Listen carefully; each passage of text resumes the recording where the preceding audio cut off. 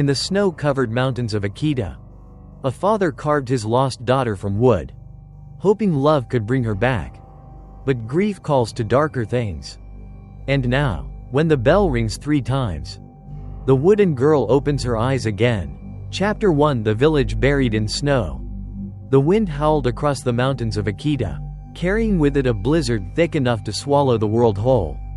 Beneath that endless veil of white lay a forgotten village called Kaminoyama, a cluster of wooden homes sagging under the weight of snow and time. The place looked frozen not only in weather but in years, as if time itself had abandoned it. A group of 4 college students from Tokyo, Rei, Haruto, Mina, and Daichi, arrived there one evening, half excited, half nervous. Their graduation thesis was about rural Shinto rituals and the old ghost stories that clung to Japan's northern regions like frost. The locals, however, wanted nothing to do with them. Old men turned away, women muttered prayers under their breath, and when the students mentioned the Shirakami forest, people went silent. Inside a tiny tea house, an elderly woman finally broke the quiet. Her hands trembled as she poured hot tea into cracked cups. "Greater than, if you seek old stories," she rasped, "do not wander into Shirakami after sunset. There's a shrine deep in the woods, abandoned long ago. It said something was sealed there, something that must never wake." Rei, the group leader, smiled politely, jotting down notes. Haruto joked that every village in Japan had its own cursed shrine. Mina didn't laugh. Her gaze lingered on the woman's eyes, wide, glassy, almost pleading. When they left, the wind screamed through the door. The bamboo curtain rattled violently, making a sound that almost resembled laughter. That night, they checked into a small inn at the edge of the village. The owner, a frail old woman wrapped in layers of faded kimono, gave them futons and tea. Before she left, she paused at the door. "Greater than, if you hear a child singing outside," she said softly, "don't answer. And if you see a shadow, small, moving across the snow, whatever you do, don't open the door." The 4 of them exchanged uneasy glances, then laughed it off. "Just superstition," Daichi said. But when night came, the laughter was gone. The blizzard screamed around the house, wind clawing at the paper walls. The single oil lamp flickered as shadows danced on the wooden floor. Haruto opened his notebook and wrote, his handwriting shaky in the lamplight. "Greater than, day 1. Akita is colder than hell. The villagers fear something in the forest. Tomorrow, we find out what." Outside, the snow fell harder, erasing every path. And somewhere deep within Shirakami Forest, a small figure stood motionless among the trees, its wooden eyes glinting faintly toward the distant light of their inn. Chapter 2: The Abandoned Wooden House. The next morning, the sky above Akita was a dull gray. Snow drifted slowly from the heavens, falling in lazy spirals, silent as ash.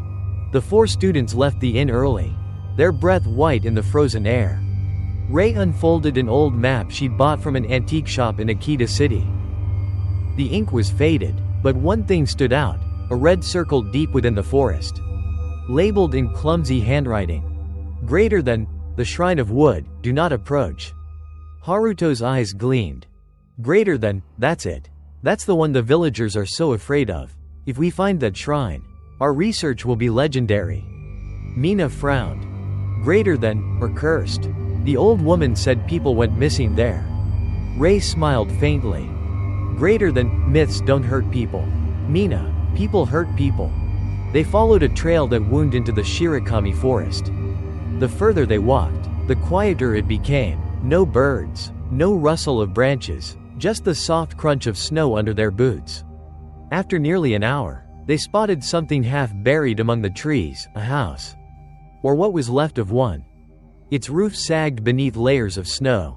The door was tied shut with shimenawa, a sacred rope used to mark places haunted or sealed. A faded paper talisman clung to the wood, the ink smeared but still legible. "Greater than, sealed, do not touch." Daichi stepped forward, curiosity outweighing fear. "Greater than, maybe this was the caretaker's house. Let's take a look." As soon as he touched the rope, a gust of wind roared through the trees, whipping snow into their faces. The door creaked open on its own, moaning like something in pain.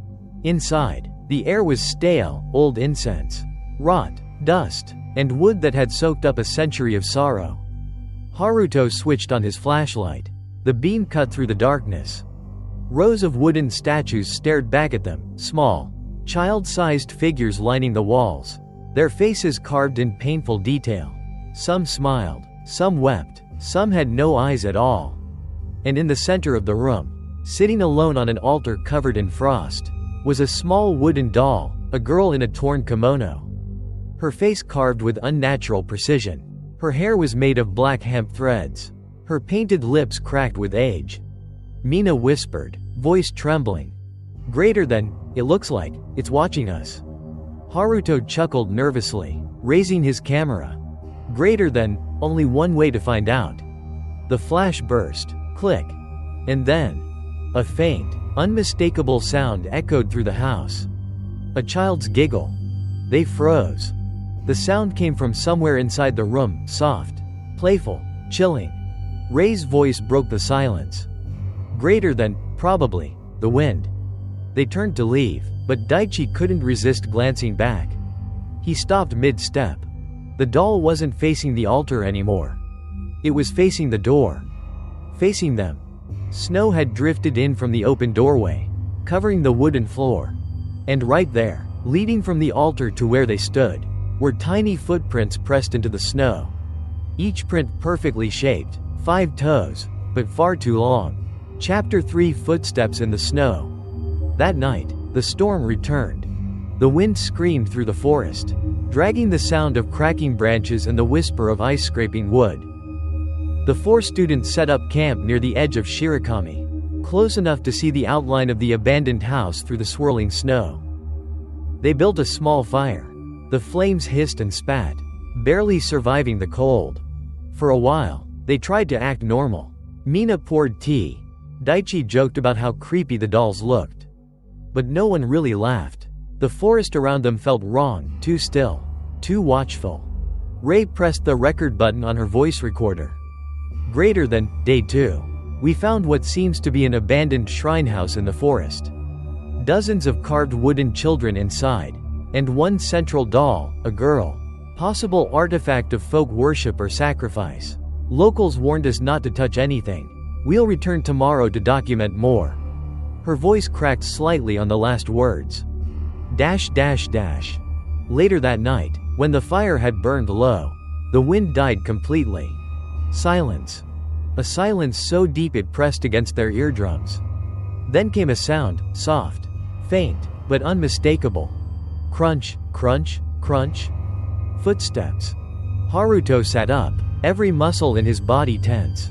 The sound came from outside the tent, slow, deliberate, moving closer. He held his breath, listening. Crunch, closer now. Crunch, and then it stopped. Right outside. Rei whispered. "Greater than, do you hear that?" No one answered. Mina had pulled her blanket over her head, trembling. Daichi, ever the skeptic, grabbed a flashlight. "Greater than, probably an animal." He unzipped the tent and stepped into the freezing air. The light cut through the snowstorm. Nothing moved. But when he looked down, his breath caught. There were footprints. Small, perfectly shaped, the size of a child's. They led straight from the forest to their tent and stopped. No prints led back. Daichi's flashlight flickered. He bent closer. The prints weren't deep like human ones, they were pressed with eerie precision. As if made by something light or carved. Each toe perfectly rounded, too perfect. Suddenly, the wind picked up again. From somewhere in the trees came a faint, high-pitched laugh, soft, melodic, and wrong. It echoed through the woods like the echo of a lullaby sung in reverse. Rei shouted for Daichi to get back inside, but he just stood there, staring at the tracks. "Greater than, there's something else here." Haruto grabbed him by the arm, yanking him inside. The 4 huddled together, the wind now howling again, flapping the canvas of the tent. Mina whispered, barely audible. "Greater than," it sounded like a little girl. No one spoke after that. When dawn came, They unzipped the tent. The snow had fallen again overnight, erasing everything, no footprints, no signs of movement. But right at the entrance, carved delicately into the frozen surface, was something new. A smiling face, etched into the snow. 2 hollow eyes, a crescent mouth. Ray stared at it, her blood running cold. Greater than, who did that? Daichi didn't answer. He was staring past her, into the forest. Because there, half hidden among the trees, stood the small wooden doll in the torn kimono. Snowflakes melted on its wooden cheeks, and yet it looked almost alive. And for a heartbeat, just a heartbeat, Ray could have sworn its lips moved. Chapter 4: The Blurred Photograph. The storm broke by morning, leaving the world washed in white silence. The trees stood motionless under their shroud of snow, and even the wind seemed afraid to return. The group packed up slowly. Wordless, they were exhausted, pale, and uneasy. No one mentioned the footsteps. No one wanted to. But every few minutes, Ray caught Mina glancing toward the forest, as if expecting to see that little figure again.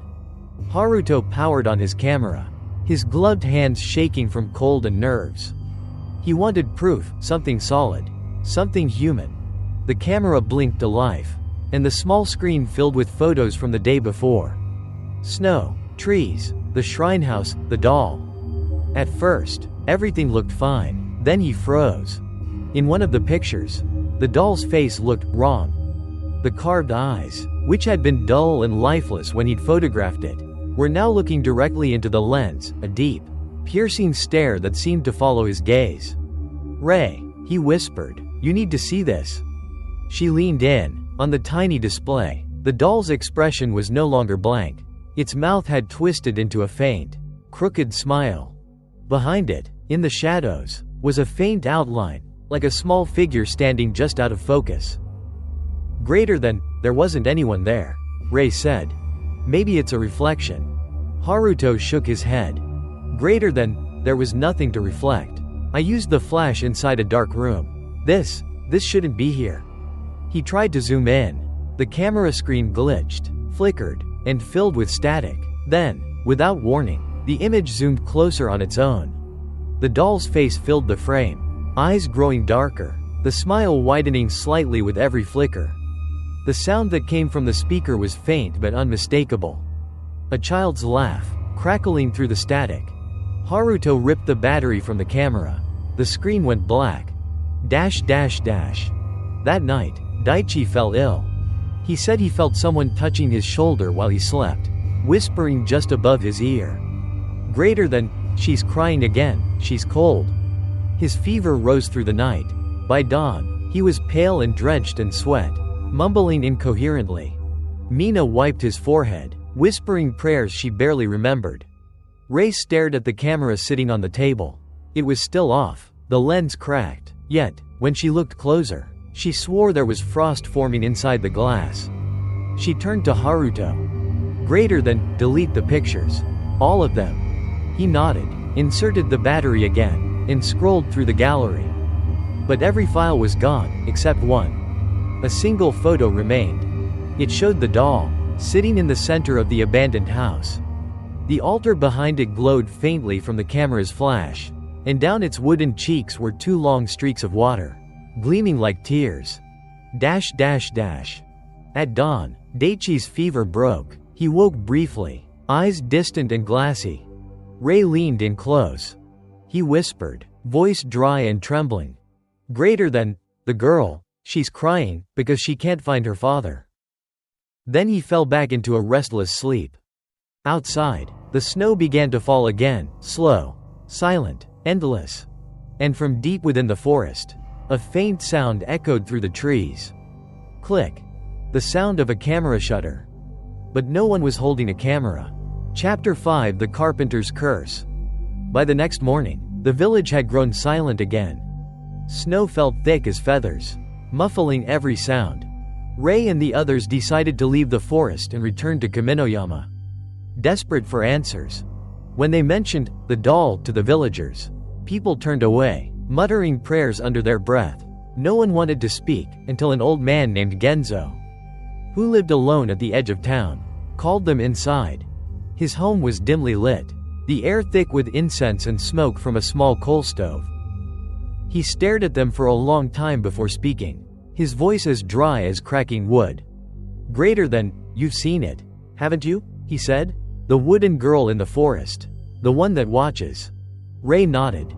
Greater than, please, sir, what is she? Genzo sighed, rubbing his gnarled hands together. Greater than, a mistake. A curse. A memory carved into wood. The tragedy of Ichiro Sakamoto.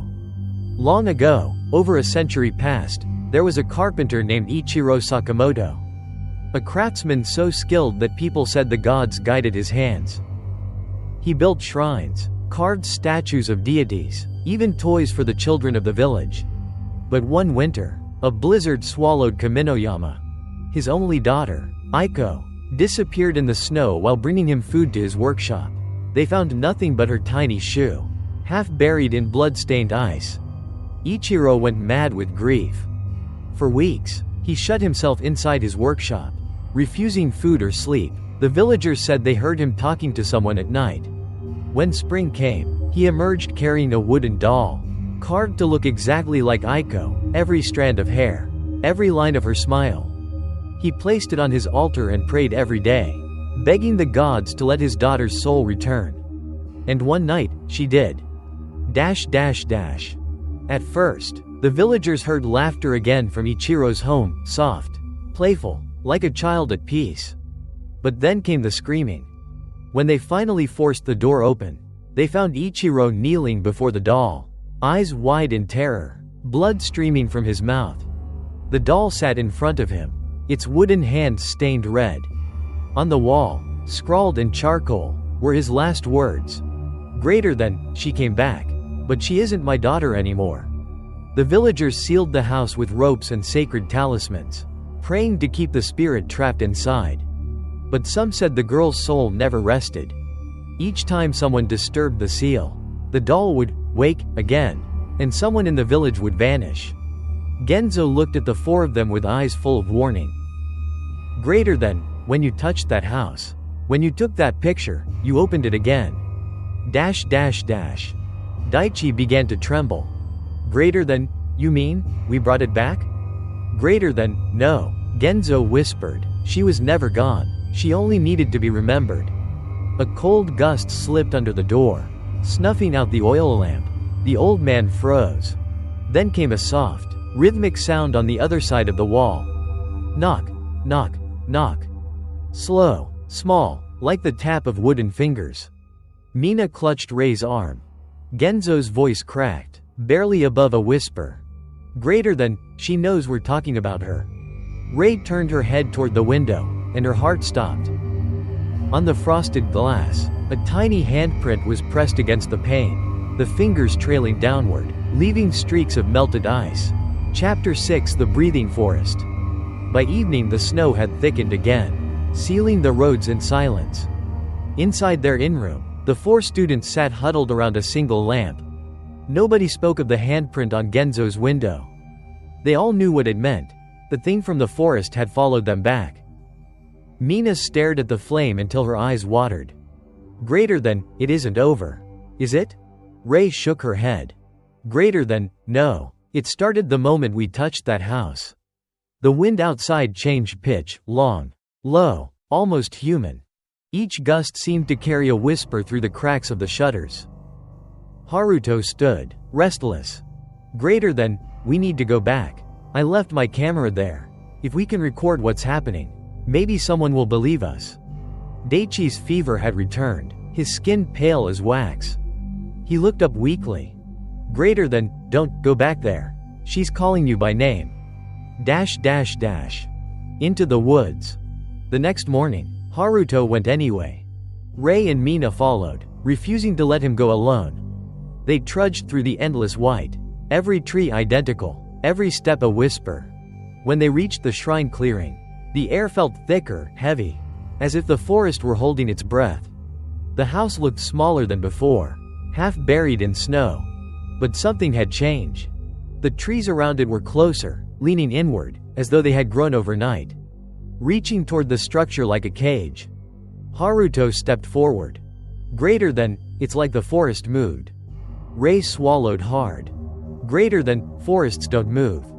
But as she said it, she felt it, a faint vibration under her boots. A slow pulse running through the ground. Snow shifted. Branches creaked. The air itself seemed to inhale. The heart beat. They found Haruto's camera frozen into the snow near the doorway. When he pulled it free, the metal burned cold against his skin. He turned it on. The screen flickered, filled with static, then displayed a single frame. The shrine interior. The altar. And behind the doll, something huge, half visible, pressed against the wall. A shadow shaped like a torso.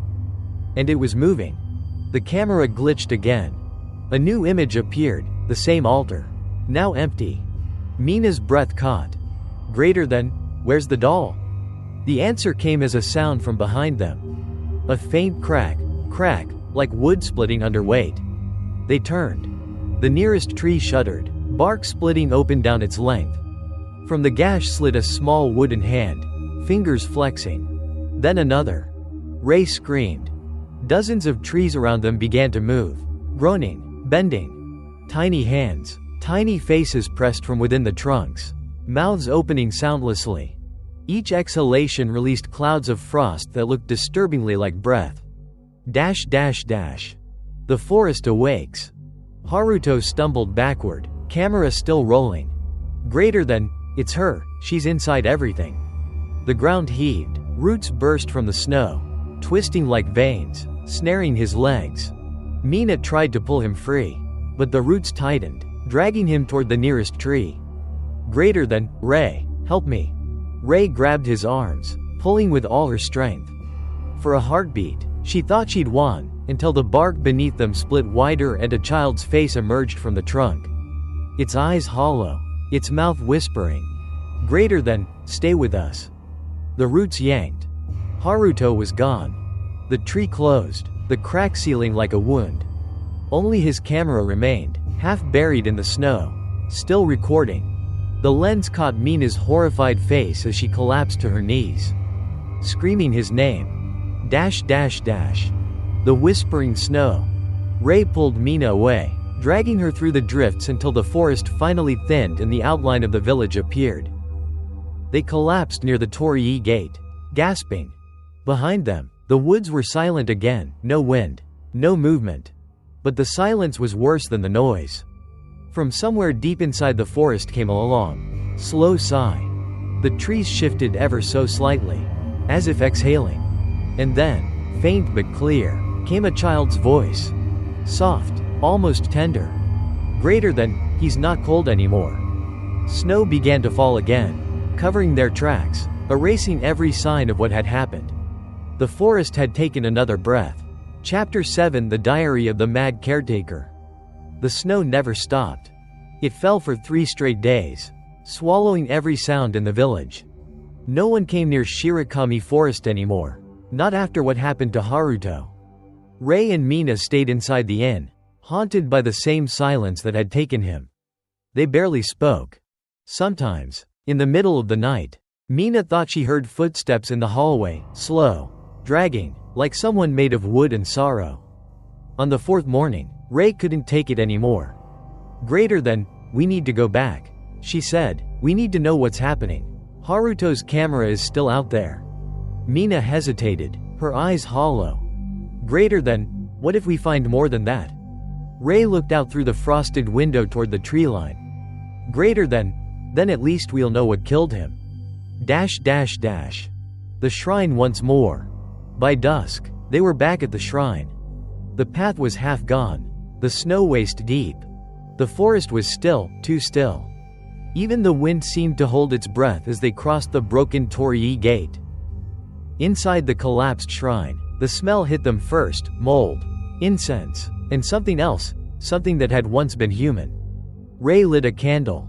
Its trembling light revealed something buried beneath the altar, a wooden box, half rotted and sealed with strips of ancient paper talismans. Mina swallowed hard. Greater than, Rei, maybe we shouldn't. but Ray was already pulling at the lid. It broke apart with a soft, wet crack. Inside lay a small, leather-bound book, its cover blackened with age and mold. She opened it. The Mad Caretaker's words.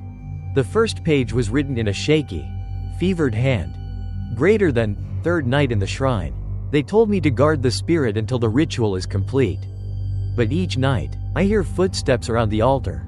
I thought it was a cat, until I saw the tiny footprints in the dust. Mina's hand trembled as she turned the page. More entries followed, shorter, more frantic. Greater than, I try not to look at the doll, but she's always watching. Last night, I heard a laugh, right behind me. I prayed, but the air turned to ice. The next page was smeared with what looked like blood. Greater than, she asked me why I locked her away. I said I was obeying the ritual. She smiled. Then she said she'd show me what her father saw. I woke up blind. Mina gasped. Ray's breath caught in her throat. The next pages grew nearly unreadable. The handwriting twisting, the words descending into incoherent scrawls. Then, the final page, written in jagged letters that looked carved more than penned. Greater than, she doesn't sleep. She only pretends. Each night she comes closer. If you're reading this, don't look into her eyes. She will see your fear, and she will wear it. Beneath the writing, the ink had pooled into the shape of a small handprint, 5 fingers. Dark red, still tacky with age. The fourth doll. Ray shut the diary, shaking. The candlelight flickered violently, throwing shadows across the walls. Something moved. Mina froze. On the altar where the diary had been, a small wooden doll now sat upright, facing them. It hadn't been there before. Its kimono was new, white, clean, untouched by dust. Ray whispered. Greater than, no, that's not possible. She stepped closer, her breath fogging in the cold air. The doll's face was smooth, freshly carved, its mouth curved in a faint smile. Mina's voice cracked. Greater than, Ray, look at the face. Ray leaned in. Her stomach turned to ice. The doll's face was Daichi's. The candle went out. Darkness swallowed the room. From somewhere inside the shrine came a faint, rhythmic sound. Tap, tap, tap. Footsteps. Small, close. Ray grabbed Mina's hand and pulled her toward the door, but it slammed shut on its own, sealing them in. The air thickened, and through the pitch black, a whisper brushed Ray's ear. Greater than, don't cry. I only wanted to play. Chapter 8, The Doll That Cries. The candle was gone, but the darkness inside the shrine pulsed like a living thing. Ray could hear Mina's breath, shallow, trembling, next to her. Somewhere in the dark, something small shifted, wood scraping wood. When Ray struck a match, the brief flame flared and died, but not before she saw it. The doll sat upright on the altar again. Only now, its face glistened. A thin, wet trail ran down its wooden cheek. One drop, then another. Tears. The sound of weeping. Ray froze. The tiny droplets fell onto the altar with a sound that shouldn't have existed. Tick, tick, tick. Like rain falling in a tomb. Mina whispered, "It's crying." Ray stepped closer, mesmerized and terrified all at once.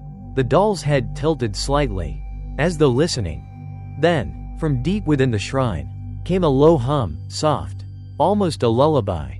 A woman's voice this time, sad, broken, echoing through the hollow beams. Greater than, Aiko, sleep now, the snow will stop soon. The match burned down to Ray's fingers, she hissed and dropped it. When she lit another, the voice was gone. But the doll was no longer alone. Beside it, on the altar, sat another figure, smaller still, roughly carved, its face half finished. Mina's hand flew to her mouth. Greater than, that one, it looks like me. The tears turned red. They stumbled backward, but the air around them grew heavy, pressing on their lungs. The tears falling from the doll thickened, turning dark, viscous. Blood. It ran down its chin, dripping onto the wood, spreading like ink. Mina screamed and ran for the door. It wouldn't move. Ray joined her, pulling, pounding, nothing. Then the voice came again, right behind them, almost tender. Greater than, don't leave me, play with me. The floorboards shuddered. Under the altar, something was crawling, slowly, deliberately. A small hand emerged, skinless, wooden fingers twitching. Mina sobbed. Greater than, Ray, please. Ray kicked the altar over. The dolls toppled onto the floor, cracking against the boards. But when they looked down, there weren't two anymore. There were three. And one of them had Haruto's face. The forest watches. The door finally burst open, throwing them into the snow. They ran without direction, half blind, half mad, until the trees thinned and moonlight spilled over them. The forest behind seemed to breathe, branches swaying in unison, like lungs expanding and contracting. Mina collapsed, crying. Ray looked back. In the doorway of the shrine stood the doll. Small, still, watching. The tears on its face shimmered red under the moonlight. And as the wind rose, it whispered through the trees. A sound like hundreds of children crying softly in the distance. Greater than, why did you leave us? Ray turned away, dragging Mina through the snow. But even as they fled, she knew. The dolls would follow. Chapter 9: The Hidden Truth. Snow covered the village like a white shroud. The storm had passed, but the silence it left behind was worse than the wind. Not a crow, not a bark, not even the creak of wooden shutters. It was as if the whole of Kaminoyama held its breath. Ray and Mina stumbled through the drifts, exhausted, frozen, terrified. When they reached the edge of the village, a handful of faces peeked from behind curtained windows. Old eyes. Fearful eyes. Watching, but saying nothing. Finally, someone stepped forward, the same frail woman who had warned them not to go into the forest. Her face was as pale as the snow. Her voice cracked when she spoke. Greater than, you found her, didn't you? The girl in the woods. Ray nodded, her voice a whisper. Greater than, who is she? The woman shuddered, then motioned for them to follow. Inside the old house.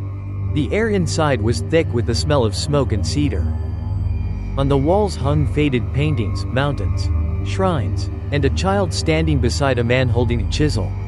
A wooden nameplate above the hearth read, Sakamoto. Greater than, this was her home, the woman said. Before the snow took everything. She poured tea that neither of them drank, then sat across from them with trembling hands. Greater than, Aiko Sakamoto. The daughter of Ichiro, the shrine carpenter. He carved the dolls that guard the dead, the ones meant to hold restless souls. But when the famine came, the villagers demanded more than prayers. Ray frowned. Greater than, more? The woman nodded. Greater than, a sacrifice. A child's soul to appease the mountain spirit.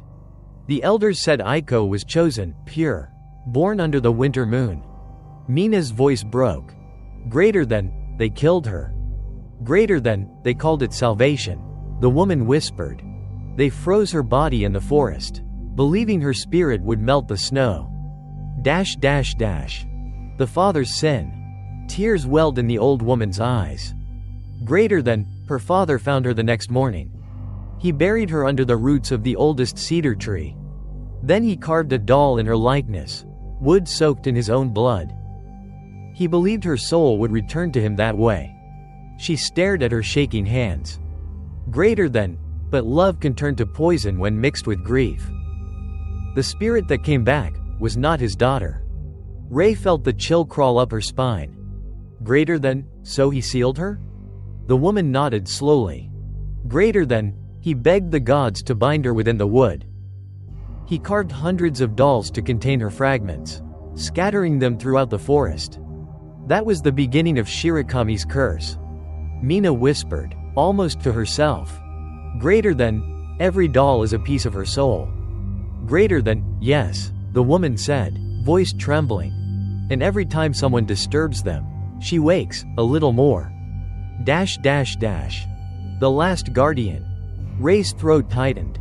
Greater than, why didn't anyone destroy them? The woman laughed, a brittle, hopeless sound. Greater than, destroy them? You can't burn a soul. You can only move it. Her gaze flicked to the window. Snowflakes drifted past, catching in the light. Greater than, there was one man who tried, the last guardian of the shrine. He gave his life to seal her again. But even that was only a breath's worth of time. She leaned forward, her eyes wide, desperate. Greater than, she's been waiting for you.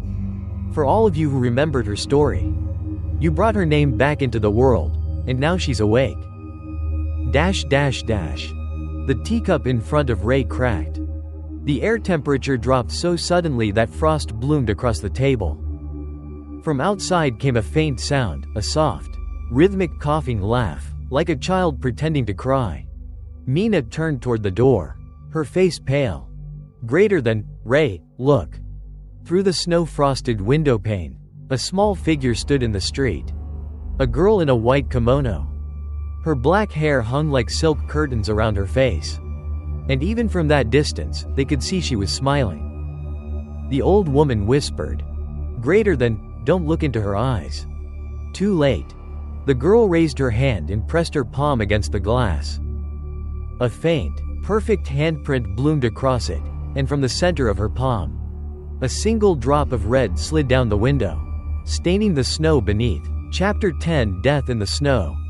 The blizzard returned without warning. Wind roared through Kaminoyama like an animal unchained, bending trees and snapping the old power lines that still hung like veins through the village. Ray and Mina ran through the storm, snow biting their faces, the old woman's screams fading behind them. They didn't dare look back. Something was following, not footsteps, not wind, but presence. The kind of weight that presses on the lungs and whispers in the bones. When they reached the shrine gate, the torii stood half-buried, its wooden crossbeam cracked. Beneath it, the world was silent again, that terrible, watchful silence that had become all too familiar.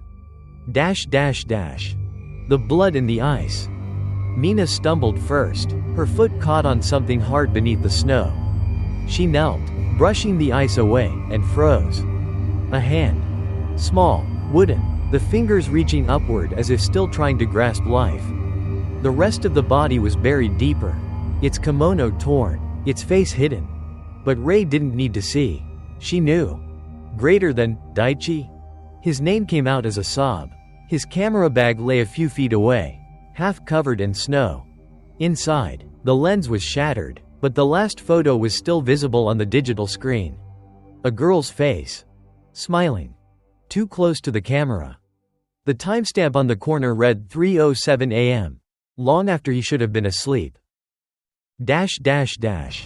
The forest opens its eyes. The ground trembled under them. From the distance came a sound like cracking wood, but deeper, rhythmic, almost like breathing. Mina's voice broke. Greater than, she's here.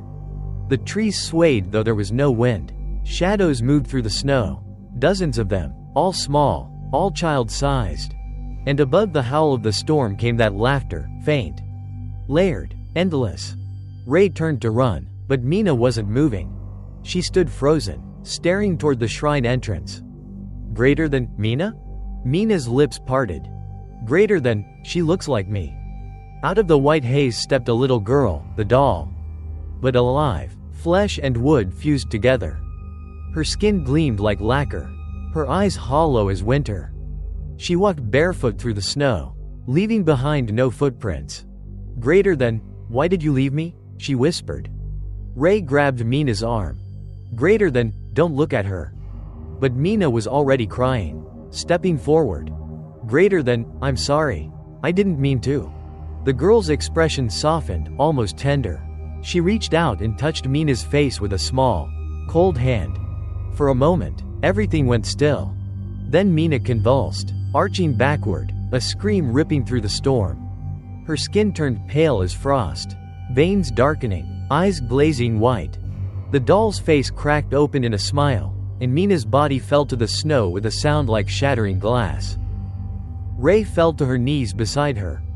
Mina's eyes stared upward, frozen solid, a faint smile still lingering on her lips.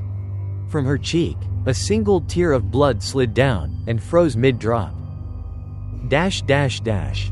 The girl in the snow. Ray looked up. The girl was standing only a few steps away. Her head tilted slightly, curious, almost innocent. Greater than, you'll stay with me, won't you? Ray backed away, shaking her head. Greater than, you're not Aiko. The girl's smile faltered. Greater than, that's what father said. Then, in a voice barely audible. Greater than, he left me in the snow too. Ray turned and ran. Behind her, the storm screamed, and the forest seemed to move, trunks bending, snow flying like ash. She didn't stop until she reached the edge of the village, collapsing in the ruins of an old house. The blizzard raged outside, swallowing the world whole. Somewhere beyond the storm, she heard the girl's voice one last time. Soft, close, almost in her ear. Greater than, now you're the only one left. Dash dash dash. When dawn came, the snow stopped. The villagers found the shrine buried under a new drift, smooth as untouched silk. No footprints. No blood. Only a faint outline pressed into the surface, the shape of a small girl lying down beside another. Their hands almost touching. Chapter 11. The Keeper of the Shrine. 3 days after the storm, the people of Kaminoyama buried what remained of their dead. But there was nothing left to bury, only snow, blood, and a silence that clung to the village like ash. That same week, an old monk named Insho arrived. He came from the mountains of Diwa Sanzan, carrying nothing but a staff, a bell, and a satchel of talismans stained with age. The villagers gathered at the gate, whispering, as the wind tugged at his tattered robes. The old man bowed his head. Greater than, I've come to tend to what you've abandoned. No one spoke. They simply pointed toward the forest. Dash dash dash. The journey into Shirakami. Insho walked alone through the snow. The Torii gate appeared in the fog like the ribs of a giant corpse. Beneath it, the air turned colder, heavier. He stopped before the ruined shrine, leaning on his staff. Time had not destroyed it, something else had. The roof was torn open. The walls clawed apart from within. He set his bell on the ground and rang it once. The sound echoed unnaturally long, twisting through the trees. The forest seemed to listen. Insho closed his eyes and whispered a mantra. Greater than, Aiko Sakamoto, child of sorrow. Bound by grief, I have come to end your pain. The snow around him stilled. For a moment, the forest stopped breathing. Dash dash dash. The awakening. Then came the reply, faint at first, then clearer, layered with 100 tiny voices. Greater than, why end it? Pain is all that remembers us. The ground shook, the altar splintered, and from beneath the broken floorboards rose the doll, larger than before. Half flesh, half wood, eyes glistening with something that might have been tears. Insho didn't flinch. He spread his arms wide, talismans fluttering like white feathers. Greater than, you are not evil. Child, you are lost. A cold wind surged. The doll's mouth opened, and from it came a scream that didn't belong to one voice but many, a chorus of every child who had ever died in the snow. The trees bent inward, roots tore through the ground like veins. Dash dash dash. The father returns. From behind the altar, something else moved, a shape hunched and enormous. The remnants of Ichiro Sakamoto, the woodcarver. Or what was left of him. His body was carved entirely from cedar, his limbs jointed by strings of black sinew. His face was still his own, carved into a permanent grimace of grief. Insho recognized him instantly. Greater than, the father who tried to save her. The wooden man reached toward the doll, his daughter, with shaking arms. But the girl stepped back, voice trembling. Greater than, you left me. You made me like this. The forest howled. The trees split open, bleeding sap that steamed like boiling water. Dash dash dash. The final prayer. Insho lifted his bell again, the sound piercing the storm. The talismans in his hand ignited, wrapping him in a halo of fire and snow. Greater than, if I cannot free you, I will seal you. May my soul be your silence. The doll shrieked, lunging forward. The wooden father reached after her, trying to hold her back. Both collided with the old monk as the fire swallowed them. A blinding flash tore through the forest. Then, stillness. The snow stopped falling. The wind died. When it cleared, the shrine was gone. In its place stood a new statue, carved of blackened wood, a monk kneeling, arms around a small girl. Both faces were serene, as if asleep. The villagers later said they heard the bell ring once more that night, a single, soft chime drifting through the snow. And for the first time in 100 years, the forest was quiet. Chapter 12: The Interrupted Ritual. It had been 27 years since the fire in Shirokami. The villagers stopped speaking of it. Children grew up thinking the story of Aiko, the wooden girl, was just a tale meant to scare them away from the forest. But every winter, when the first snow fell, the air in Kaminoyama grew heavy again, thick with the scent of smoke and cedar. And at night, faintly, the bell still rang. One chime. Always one. A stranger returns. The young monk Ren came from a temple in Yamagata, following a dream he couldn't explain. In it, he'd seen a black statue buried in snow, and a child whispering his name. When he asked his abbot about the dream, the old man had gone silent. Greater than, some bells should never be answered, the abbot said.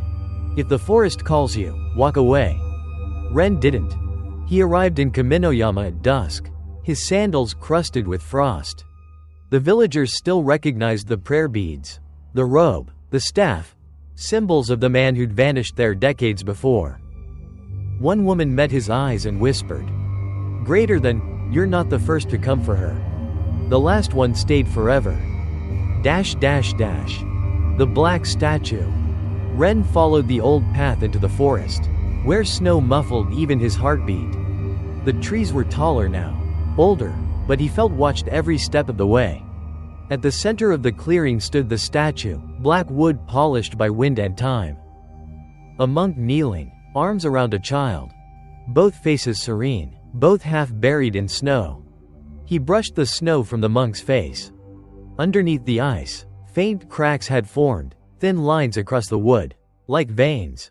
He reached out to trace one with his finger. The statue moved. Just slightly, enough to make the snow slide from its shoulder. Ren stumbled back, his heart hammering.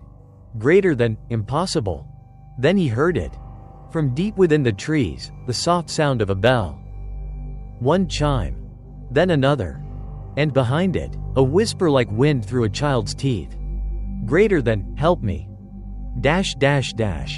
The ritual unravels. Ren lit incense and began the sealing ritual Insho had once used, ancient chants older than the shrine itself. But with each prayer, the forest seemed to breathe faster. The wind howled, the snow spiraled, the words themselves fought to escape his mouth. And then the cracks in the statue widened. Something red seeped through, slow, viscous, like blood from a wound that had never healed. A hand reached out. Small, wooden, moving. Ren stumbled back, but the statue split open, shards of black wood falling away like broken ribs. Inside was a child, eyes closed, her skin pale as frost. When she opened them, they were not human.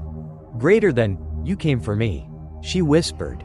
So I wouldn't be alone again. Ren raised his staff, but his voice broke mid-chant. The words twisted in his throat. The air itself changed, every breath freezing solid, turning to mist before his eyes. He fell to his knees, gasping. The girl knelt in front of him, her head tilting like a curious animal. Greater than, he tried to save me too, she said softly. But you can't save something that was never meant to live. The second bell. The last thing Ren saw was the bell lying in the snow. It was old, cracked, but when the wind touched it, it rang once more. The sound echoed through the forest, clear and bright, and then, silence. When the villagers returned days later, they found a new statue beside the old one. A young monk kneeling, palms pressed together, eyes closed in prayer. And in his lap, a small girl rested peacefully, her wooden fingers curled around his robe. That night, the bell rang again. Once. Twice. And then a third time. The first time it had ever done so.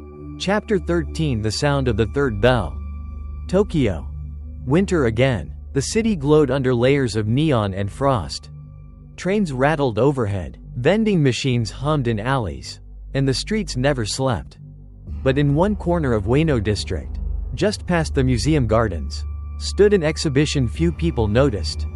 Artifacts of forgotten Japan. Inside its dim hall, behind thick glass, sat a small black bell. Cracked. Silent. Tagged simply, unknown origin, Akita Prefecture, 1899. The researcher. Dr. Ayaka Murai, an anthropologist from Meiji University, specialized in folk rituals. She'd read every story about the Shirokami curse. The missing students, the sealed shrine, the monk who turned to wood. She never believed them. Not really. Until the morning she stepped into that exhibit. The bell was smaller than she expected, almost delicate, like it could fit in a child's hand. When she leaned closer, she saw something carved along its edge. 5 faint characters, half worn away. She couldn't read them, but one symbol she recognized. It was a name. Aiko.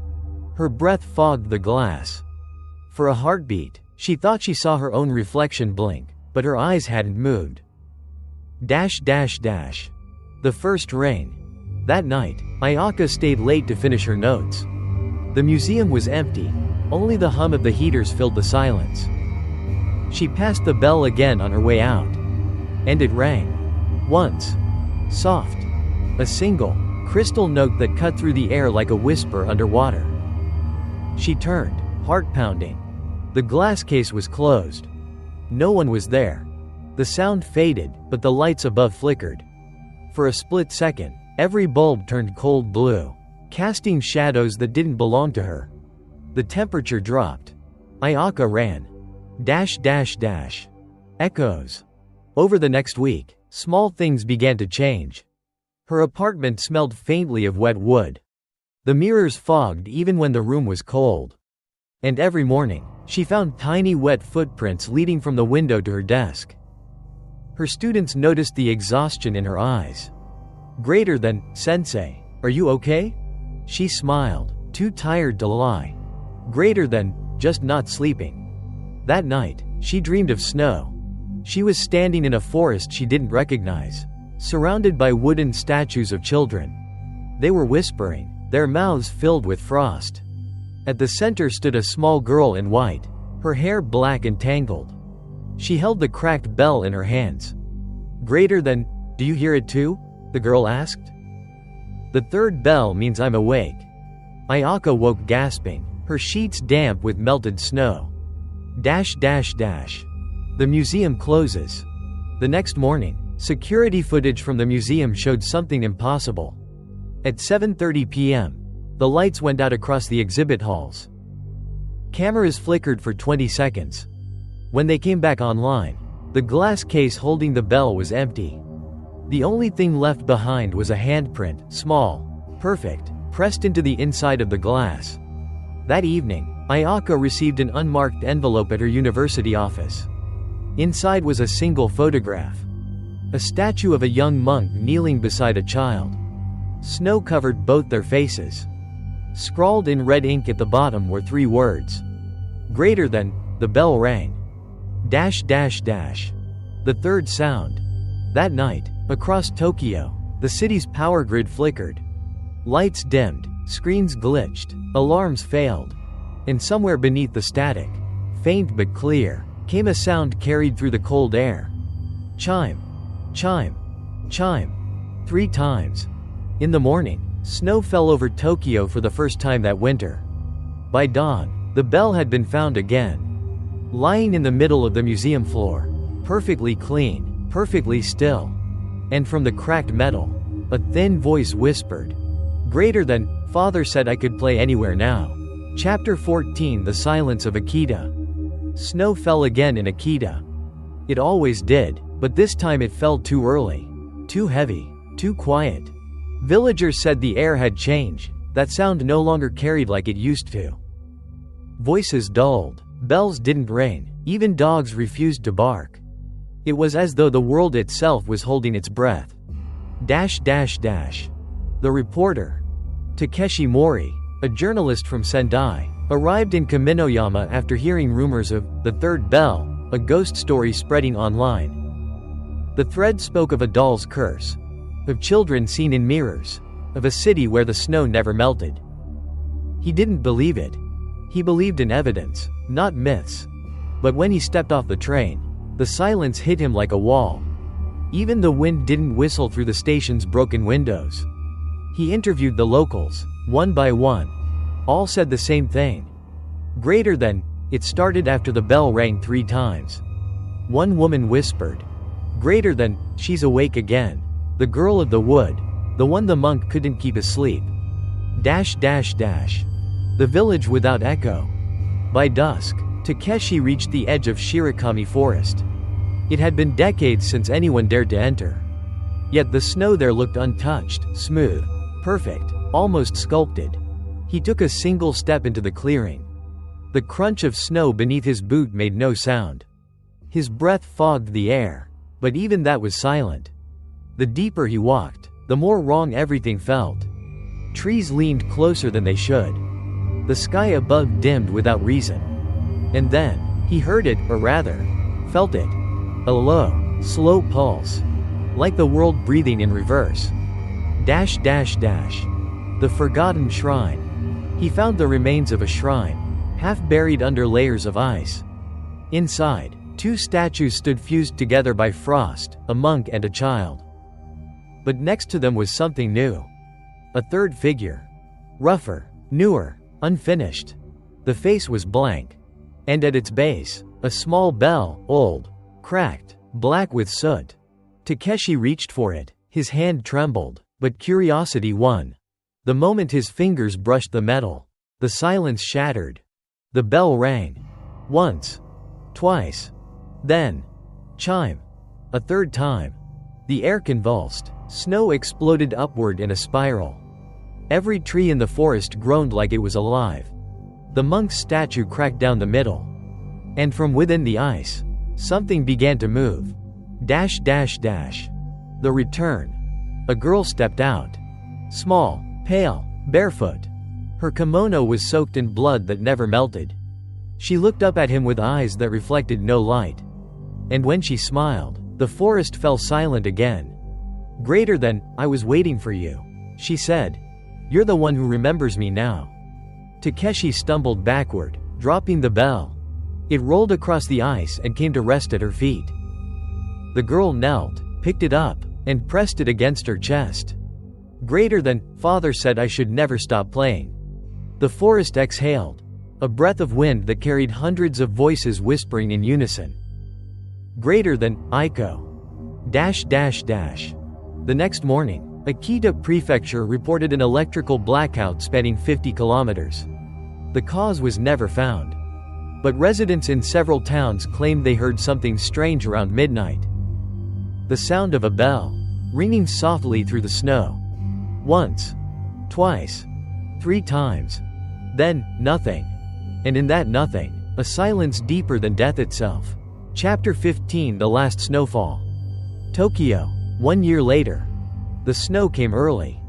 Flakes drifted past the high glass towers, melting on car roofs and vanishing into steam vents. It wasn't supposed to snow in November, but the weather reports had stopped trying to explain it. They just called it the Akita Front. At the National Museum, the Forgotten Japan exhibit reopened after a year of silence. Visitors walked past lacquer masks, broken amulets, and faded scrolls. But at the end of the hall stood a new display, one that hadn't been listed in the catalog. A wooden statue. A monk kneeling with a small girl in his arms. The plaque read, Greater than, recovered from the ruins of Shirakami Shrine, Akita Prefecture. Date unknown. The exhibit was sealed behind glass, watched by a single motion sensor light. That light never turned off again. The curator. Ayaka Murai, the same anthropologist who had once studied the bell, now worked as the exhibit's head curator. She moved carefully through the hall each night, clipboard in hand, checking humidity levels and temperature sensors. But lately, She'd begun hearing things. Tiny knocks. The faint tap-tap-tap of wood against glass. She told herself it was settling. Old wood, after all, breathed when the air changed. Until one evening, when she saw it. Condensation. From inside the glass. And across the inside surface. A small handprint, perfectly shaped, pressed flat against the glass panel. Her breath caught. She wiped it away, but the mark stayed. Dash dash dash. The snow indoors. That night, the alarms went off. Temperature spike. -6 degrees Celsius. Humidity. 100%. Security footage showed snow falling inside the museum. White powder drifted from the ceiling vents, gathering around the statue. For 12 minutes, the camera flickered. When it came back, the statue's arms were empty. The girl was gone. Dash dash dash. The 7:30 incident. At 7:30 p.m., the janitor found Ayaka standing barefoot in the center of the hall. Surrounded by snow. She was holding something small in her hands, a wooden doll. Carved from black cedar. Its face was blank. But as the guards approached, its eyes slowly opened. Ayaka whispered, her voice faint and hollow. "Greater than," she says, "the snow will never stop now." Then she smiled, a soft, peaceful, terrifying smile, and collapsed. Dash dash dash. The Last Snowfall. They sealed the museum again. The bell was never found. The statue was moved to an undisclosed location. But the temperature in that wing never rose above freezing again. And every year, on the same night, November 3rd, at exactly 7:30 p.m., it snows in Tokyo. Only for 1 hour. Then it melts. People who walk by the museum at that time say they hear something faint behind the glass. A child's voice, laughing. A man's voice, whispering prayers. And a single, distant chime. Once. Twice. 3 times. Then silence. Dash dash dash. Epilogue. They say curses die when no one remembers them. But stories never truly die. They just find new ways to be told. And somewhere, under a street lamp dusted with snow, a little girl walks alone. Her small wooden doll clutched tight in her arms. Her lips move, shaping the words only the wind can hear. Greater than, Father said I could play anywhere now. The snow begins to fall again. The curse was never broken. The snow still falls every year. Soft and silent, carrying her laughter. Somewhere in Tokyo, behind glass, a little wooden doll still waits for someone to remember her name. Like and subscribe to Whispering Dark Tales for more chilling ghost stories.